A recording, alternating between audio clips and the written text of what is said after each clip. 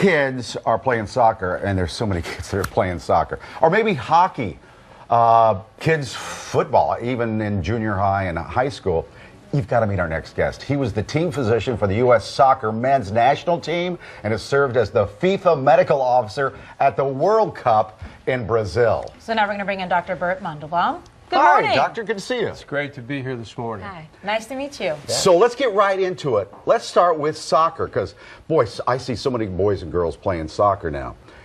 We just signed up a guy, Sam Bradford, from the Rams. He's now a Philadelphia Eagle.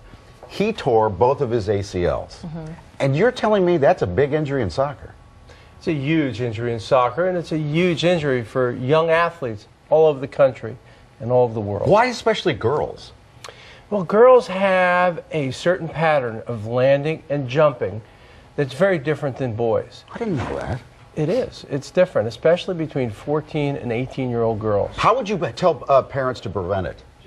Well, we developed a program about 15 years ago focusing on how to land, jump, accelerate, and run that makes it safer. And we've shown that in study after study that it's quite effective. Okay, so it's all about in how you're moving then.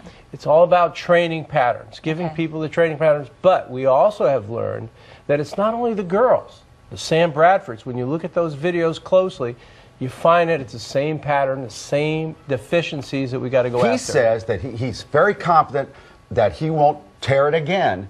How can you be confident of that?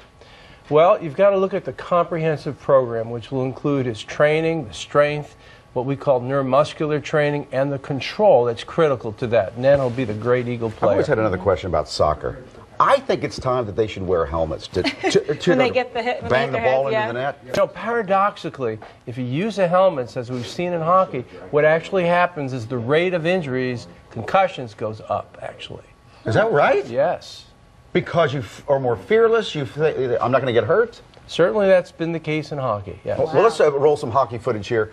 What do you think the number one injury in hockey is? And I have to be honest, at what age would you let a kid play hockey?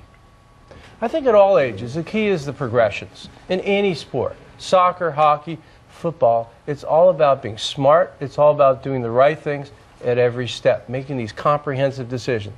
Critical. So do you think that it's important to do it when they're young so they can learn it in the beginning, and then that way as they get older, they've already got those in motion there? It's all about the progressions. Okay. Teaching them the basics of fitness that are critical, develop them later in life. They get better, it's safer, less injuries. And not just all about your body, too. The reason why I wanted to have you in it, you have written this great book. It's called The Win Within. And I noticed, I was looking through it, and there are 5 things that you say will lead you to success, capturing your victorious spirit inside of you. What are they? Well, the first is you are what you eat, you drink, you think, and you do. Every day. We wake up in Philadelphia here, and the answer is you've got to do it all. Second, we have to approach things just like this show.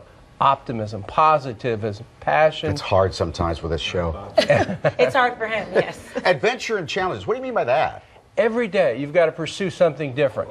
A new mountain, a new yoga class, new CrossFit, whatever it is. You like to scuba dive, find your new place. Key thing. Adventure, discovery, I freedom. love that idea. Is it the taking on those new challenges then that help inspire us to keep us doing more? Exactly. Ah, okay. Exactly. Then, relationships and mentoring. Mentoring, I think, is really important.